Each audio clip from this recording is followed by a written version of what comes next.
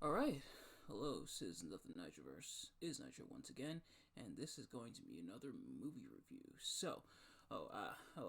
Normally this is when I would do System Shock Radio. Technically it would be yesterday, but usually Saturday or Sunday is when System Shock Radio comes out, but I'm not quite ready to release this the next episode of System Shock Radio, so that's gonna be pushed back until tomorrow. But in the meantime, it is the holiday season, and the holiday season is upon us, and so I'm gonna be looking at some Christmas slash holiday centric movies here on the channel for the month of December, of course.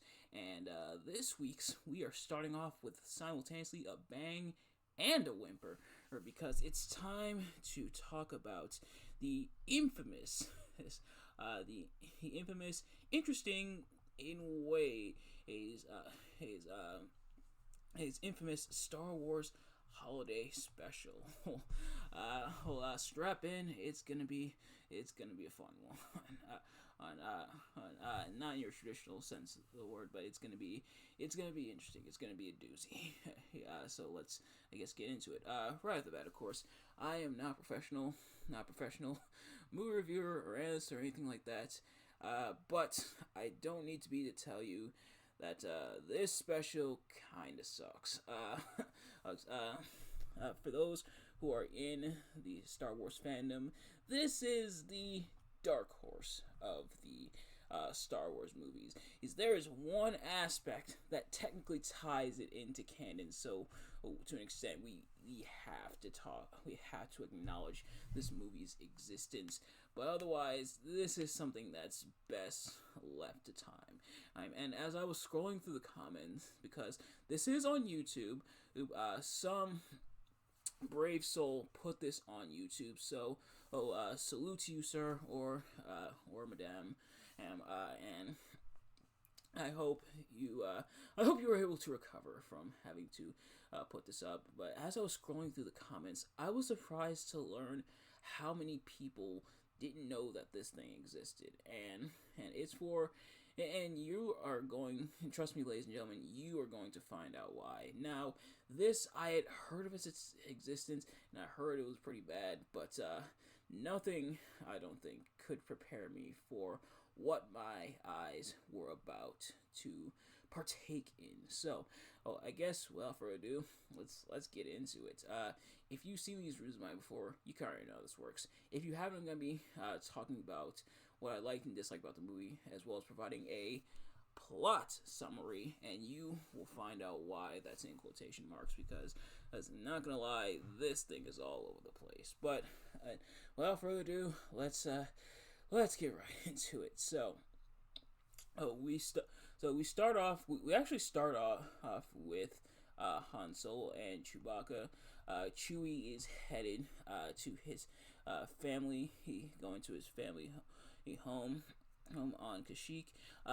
They are intercepted by a couple Star Destroyers, so they have to take them out. And then from there, it kind of shows a number of people, pretty much all the actors that are going to be in this movie. Now, this is actually, I shouldn't really, honestly, this is more of a television special. This aired on CBS in 1978. So it's more of a TV special. But it kind of, it's kind of weird. This whole thing is weird, but kind of a weird dynamic in a way. But it shows all the actors that are gonna be in this one, as well as their respective roles.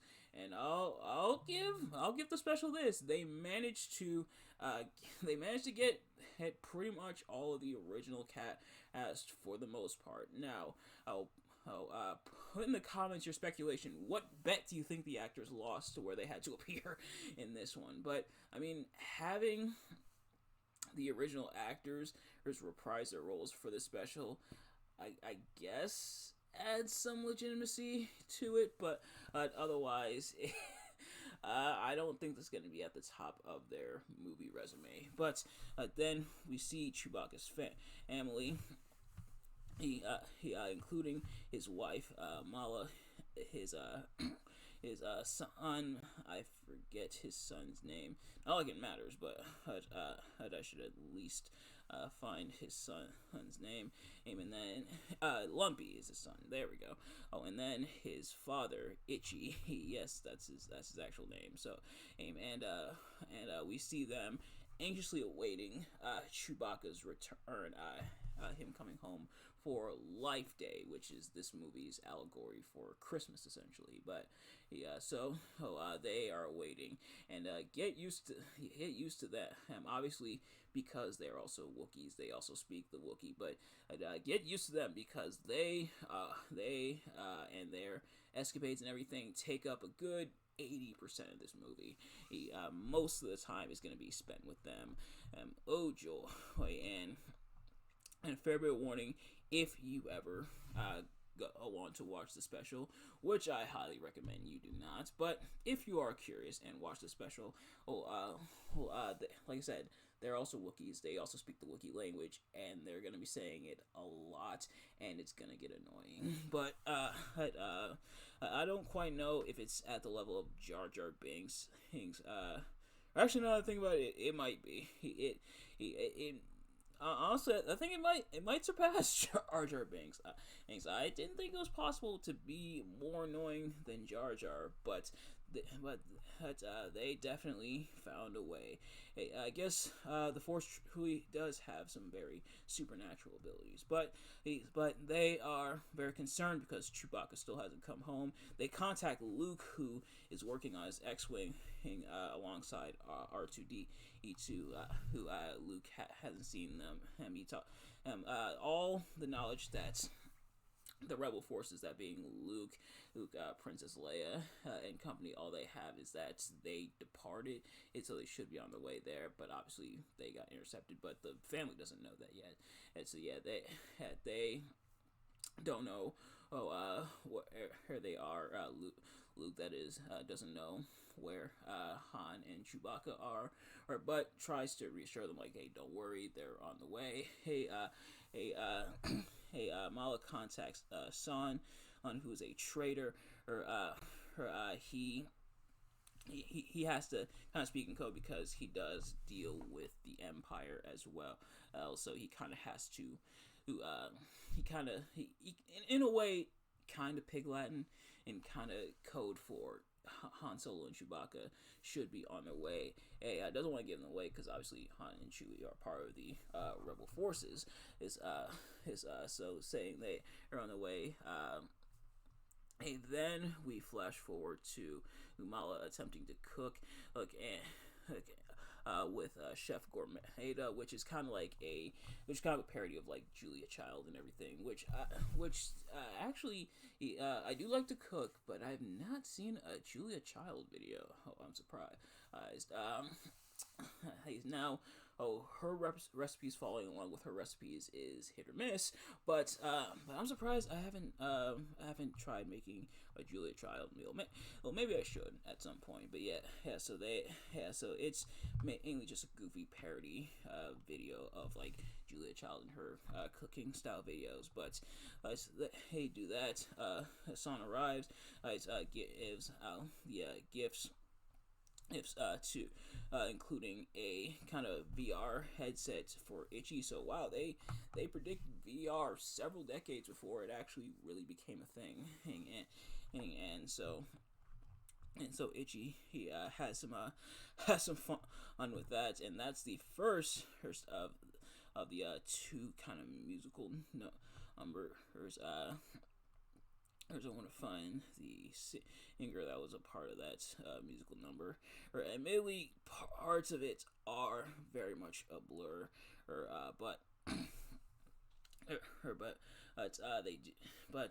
nevertheless, this is the first of a few different musical numbers. Or they even have like a little, holographic dance number thing on the table. Well, look, a lot of it is a blur. I'm not gonna lie.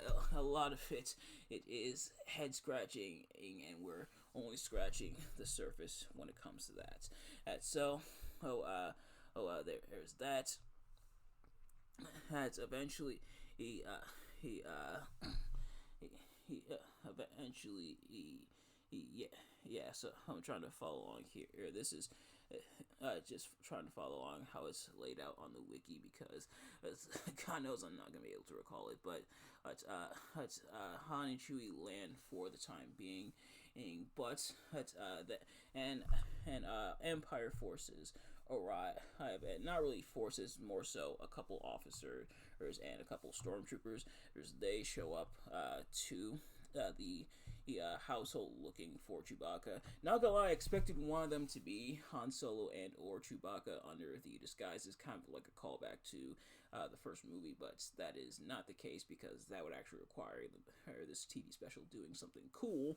But they're looking for Chewbacca, so they're tearing the house apart. Or they try to distract them, I guess, just all to give Chewie and Han some time to come save the day. Including Son playing a music box I got for Mala, which is the Jefferson Starship portion of it. And this is the part that a lot of people will really speculate or joke that the special got bored of its own special and just threw on a musical number. Jefferson Starship, the song they do is okay, but what is it doing here? Like, all of this just feels like such a fever dream. No wonder Orange Cassidy changed his theme back to the Pixies, but nevertheless, so there's that. Then the stormtroopers slash officers continue to search. Meanwhile, Lumpy he is distracted because as he is causing a bit of a ruckus, so they tell him, hey, set him down, have him do something else. So he watches a motion comic, and this comic actually details a bit of a story of how, and this is, like I said, where the historical significance of this special comes in, and because this is technically the first appearance of Boba Fett. It's now, look, I'll make a deal with you all. I'll make a deal with you all and those who are a lot more into Star Wars. Let's just forget this special ever happened, and let's just pretend Empire Strikes Back is when Boba Fett first appears. Deal? But nevertheless, it does show a story of the rebel forces, that being Luke, R2-D2, C-3PO, Han, and Chewie, trying to find a talisman, and but it does temporarily paralyze Luke and Han Solo. Also, Boba Fett shows up, tries to pretend that he's helping them out, say, we're friends and everything, tries to get them the antidote, which, to be fair, he does, but it turns out it's a ruse who's with him and Darth Vader to get the rebel trust and to get them back to their base. But they get the cure anyway. A C-3PO intercepts the message between Darth Vader and Darth Vader, I should say, and Boba Fett. So, Fett is exposed. He blasts away, promising they will meet again, which they do. They definitely do. But then it's kind of just brushed off, and they go about their merry way. So, I guess that was a nice little segue. And admittedly, the art is pretty nice for this section. We'll get into it more in the pros and cons, but so there's that. And I'm sorry if I sound all over the place. If I sound all over the place during this review in particular, it's because I am. But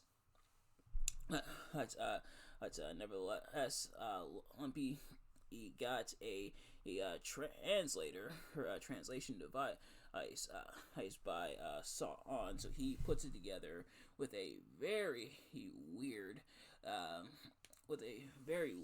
instructional video where it turns out to be a robot that looks like a human malfunctioning as he teaches them to put the thing together. Or now, Oh, apparently that's what the wiki is saying is going on.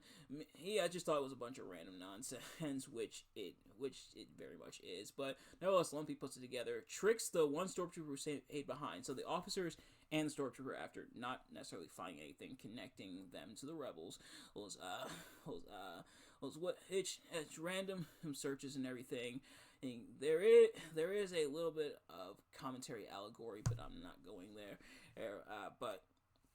But also, it's not the worst thing the Empire's done. And the worst thing the Empire's done is stars this piece of crap. But they head out. One stormtrooper stays behind, but he's tricked into leaving by Lumpy and his device. Chewie and Han show up. They take out the stormtrooper, but they do find the device.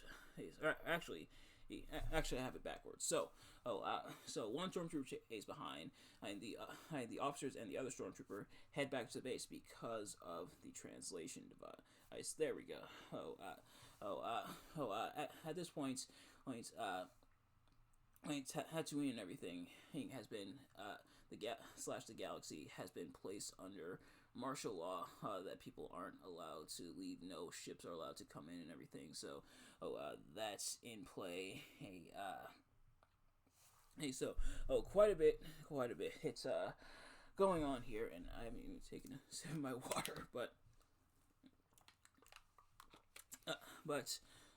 nevertheless, the stormtroopers tricked. Han Solo and Chewie show up, take him out. Meanwhile, Tatooine put in martial law, so there is a bar scene, and the bartender, played by B. Arthur. They dragged poor B. Arthur into this. They actually call her Beatrice Arthur here, which is interesting. But she calls last call. Nobody wants to leave, so she does like a song. There's quite a few songs in this, and none make any lick of sense. But they leave. Stormtrooper taken out. Chewie and Han show up. Han leaves immediately afterwards, saying, "I'm not staying another second in this special." Also, he pieces out. Man, I don't blame him. They get a message. Everyone gets a message from the Empire looking for the stormtrooper that was taken out. Son sends a message back saying that the stormtrooper robbed them and skipped town to kind of throw him off the scent. Hence, day is saved. Yay, cool. Oh, they head to the Tree of Life. Chewie and his family head to the Tree of Life for Life Day. Leia gives a speech, which they do call Leia as well, while Han and Chewie are being looked for,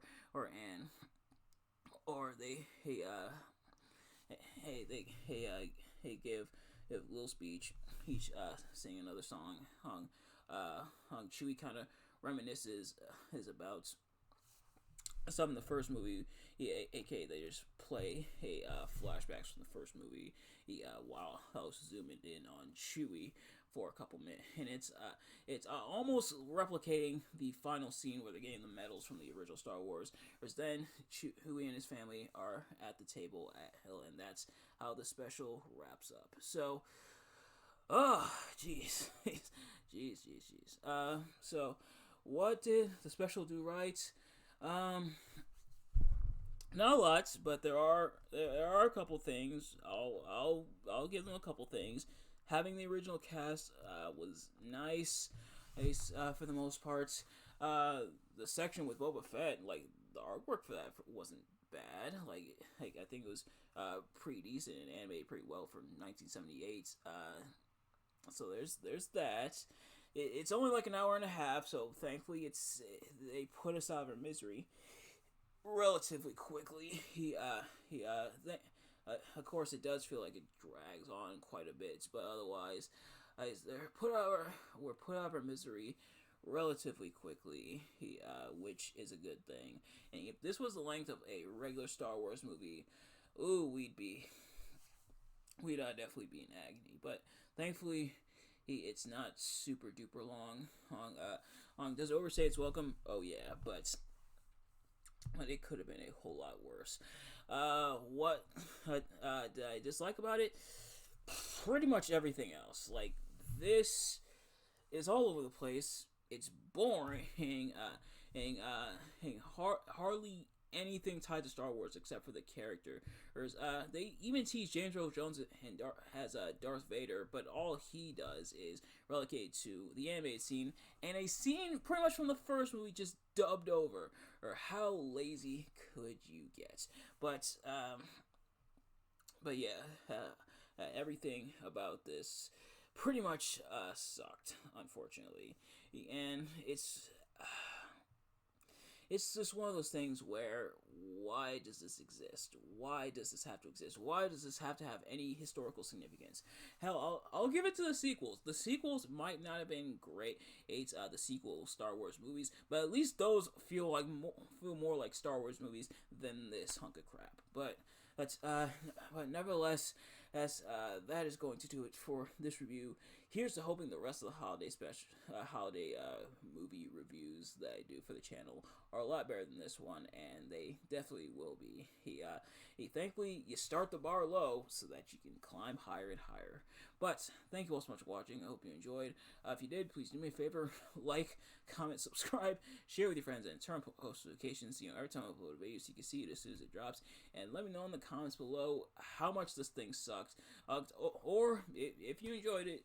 Look, if you've seen this and you enjoy it, don't let me stop you, because it turns out there are some people who enjoy it. So if you do enjoy the holiday special here, by all means, don't let me stop you. But yeah, let me know in the comments below your thoughts on the holiday special if you haven't seen it. Would I recommend it? No, honestly not. Like, the only way I would really recommend it is out of morbid, very morbid curiosity. But other than that, yeah, you might want to leave this one to Space us and or throw it in the Rancor pit. But in the meantime, or throw it in the Sarlacc. Feed it to the Sarlacc. No, turn to Space Dust, throw in the Rancor pit, then take the Rancor that swallowed it up, and then throw that in the Sarlacc pit. There we go. But in the meantime, thank you all so much for watching. I will see you guys later. Peace.